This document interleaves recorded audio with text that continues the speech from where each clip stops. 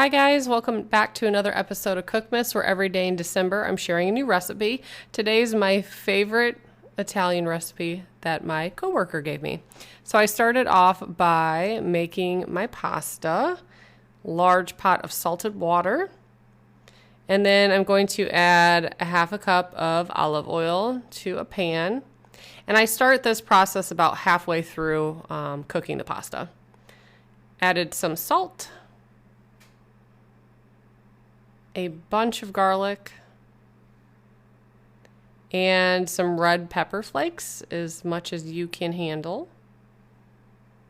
And I cooked that on a very low setting for several minutes to kind of let the garlic and everything infuse into the olive oil, because that is all the sauce that is in this meal.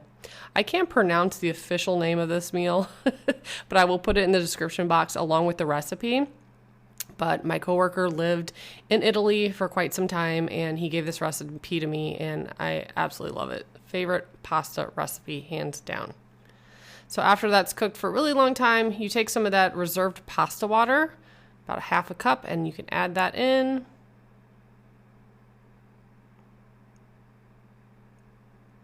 And then when the pasta's done, you drain it and add it in.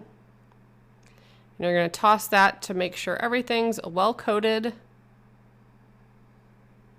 And at this point, you can also add in a half cup of chopped parsley.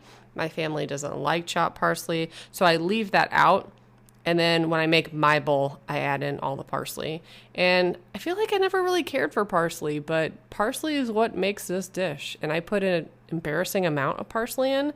After I filmed this part of adding the Parmesan and the parsley, I added like way more parsley.